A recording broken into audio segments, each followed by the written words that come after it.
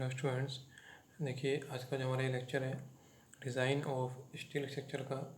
इसमें जो हमारा टॉपिक है आज का वह है टाइप्स ऑफ कंप्रेशन मेंबर, यानी संपीड़न उपांग के प्रकार।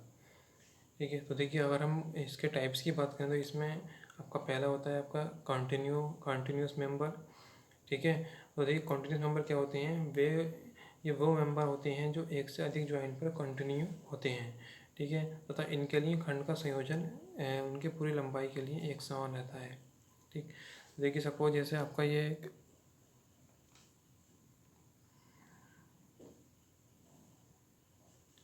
एक ट्रस है। ठीक है, ये है आपका एक ट्रस, ये इस तरह से है। ठीक है, ये वाला मेंबर नहीं है यहाँ पे, ये मेंबर है सिर्फ।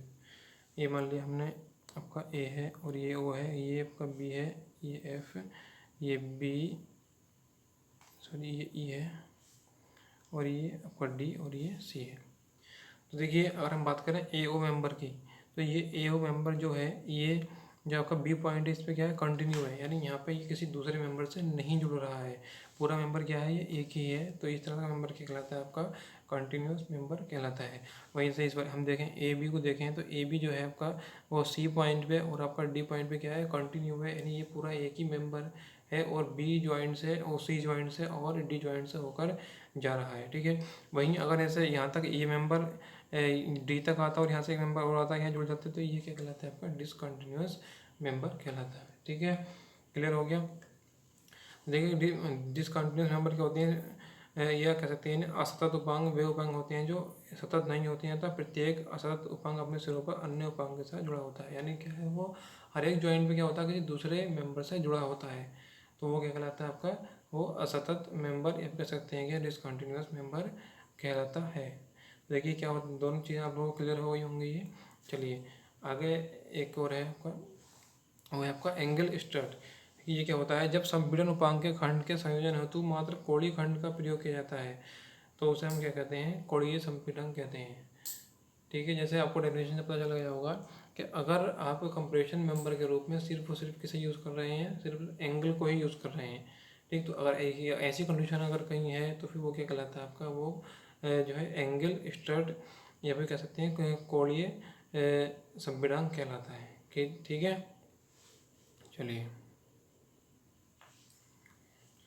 देखिए नेक्स्ट आपका कैलकुलेशन ऑफ स्ट्रेंथ।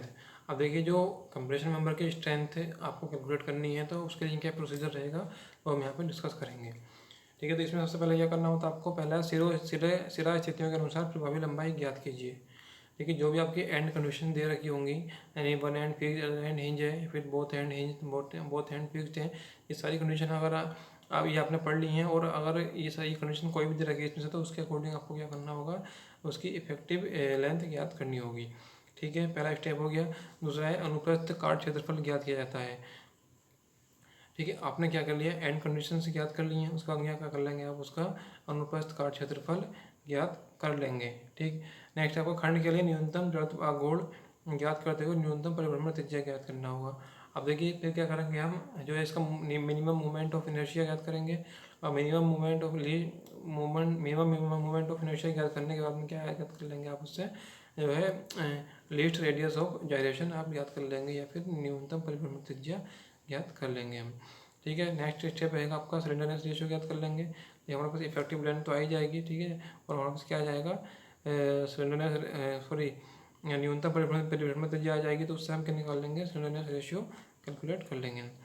नेक्स्ट आ जाएगा आपका उक्त तरुणता अनुपात के लिए अनुज्ञेय संपीड़न प्रतिबल तालिका से अंतर्वेशन द्वारा ज्ञात किया जाएगा। अब देखिए ये वाला जो पॉइंट है, ये आपको कैसे ज्ञात करना है। देखिए जो भी आपके पास स्लेंडरनेस रेशियो आएगा, जो भी तरुणता अनुपात आपने कैलकुलेट किया है, ठीक है, उसके अकॉर्डिंग आपको क्या लेना है, अनुज्ञेय संपीड़न प्रतिबल लेना है, और कहाँ से लेना है, वो तालिका से लेना है।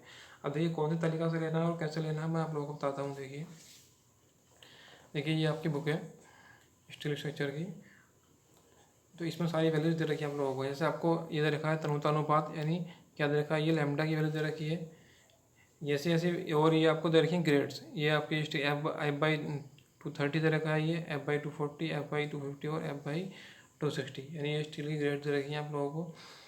अब हमारे पास जो भी स्लैंडरनेस रेशियो आएगा, ठीक है, जैसे आपके पास 80 आ गया, तो 80 के लिए आपको जो एफ वाई की वैल्यू मिल जाएगी वो कितनी मिलेगी यहाँ पे, वो सॉरी जो आपको अब अनुज्ञा संपीड़न प्रतिबल की वैल्यू मिलेगी वो कितनी मिल जाएगी, जैसे 76 आ गया, 80 के लिए कितना आ गया 96, अलग अलग ग्रेड के लिए अलग अलग आपको वैल्यू दे रखी है, ठीक है।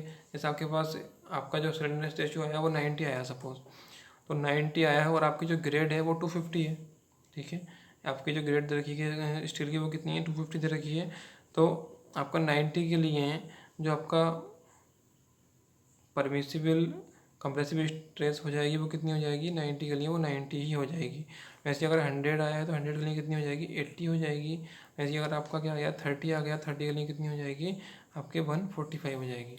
और अगर आपके जो ये रेशियो है ये एग्जैक्ट नहीं आ रहा है, ठीक है, तब क्या करेंगे हम इंटरपोलेशन फार्मूला होता है एक अंतर्वेशन फार्मूला, उसे अप्लाई करके हम यहाँ पे अपनी परमिसिबल कंप्रेसिव स्ट्रेस कैलकुलेट कर लेंगे, ठीक है। वो फॉर्मूला कैसे लगाएंगे हम, वो हम क्वेश्चन में डिस्कस कर लेंगे। क्लियर हो गया इतना? चलिए नेक्स्ट होगा आपका उक्त प्रतिबल उक्त ज्ञात प्रतिबल एवं अनुप्रस्थ काट क्षेत्रफल का गुणनफल संपीड़न उपांक की सामर्थ्य होगी। क्लियर? अब क्या जो भी आपने परमिसिबल स्ट्रेस निकाली है, ठीक है, और जो भी आपका क्या था अनुप्रस्थ काट का क्षेत्रफल था, उन दोनों का मल्टीप्लिकेशन कर देंगे आप, तो वो क्या कहलाएगा, वो उसकी स्ट्रेंथ कहलाएगा कंप्रेशन मेंबर की, ठीक है। अब देखिए ये जो आपने परमिसिबल कंप्रेसिव स्ट्रेस निकाली थी ये किसके लिए थी, ये जो थी आपका कोई मेंबर था उसी के लिए थी। अगर आपका है एंगल सेक्शन यूज़ कर रहे हैं, ठीक है, अगर आप एंगल सेक्शन यूज़ कर रहे हैं तो उसके लिए जो आपको निकालनी है वो कैसे निकालनी है, देखिए वो आपको ये दे रखा है, एंगल सेक्शन के लिए आपको ये दे रखा है, देखिए आप यहाँ पर दे रखा आपका एंगल का प्रकार दे रखा है, यानी किस तरह का एंगल है, वो डिसकंटिन्यूस है, ठीक है, ये असतत है, उसके लिए एक कोड़ी खंड का प्रयोग किया गया है अगर आपका, और या एक रिवेट या बोल्ट से जोड़ा गया है, या दो अथवा अधिक रिवेट या बोल्ट से जोड़ा गया है, ठीक है, तब उसके लिए जो इफेक्टिव लेंथ हो जाएगी यहाँ पे एल हो जाएगी, यहाँ पे कितनी हो जाएगी 0.85 एल हो जाएगी, ठीक है। और जो अनुज्ञेय संपीड़न प्रतिबल हो जाएगा इस वाली कंडीशन में 0.8 सिग्मा एसी हो जाएगा, और इस वाली कंडीशन में आपका सिग्मा एसी यानी जो भी है वही रहेगा, ठीक। वैसे ही सारी कंडीशन अलग अलग दे रखी हैं, ये डिसकंटिन्यूस के लिए दे रखी हैं और ये आपका कंटिन्यूस के लिए दे रखी हैं। जो भी कंडीशन हमारे पास आएगी हम उसी के अकॉर्डिंग जो है यहाँ से वैल्यूज़ ले लेंगे, ठीक है। इसे अप्लाई कैसे करेंगे वो हम क्वेश्चन जब सोल्व करेंगे तब अप्लाई करेंगे, ठीक है। तो देखिए इतना क्लियर होगा आप लोगों को, बाकी नेक्स्ट लेक्चर में हम क्वेश्चन सोल्व करेंगे तब जो भी डाउट्स होंगे आपके वो क्लियर हो जाएंगे, ठीक है।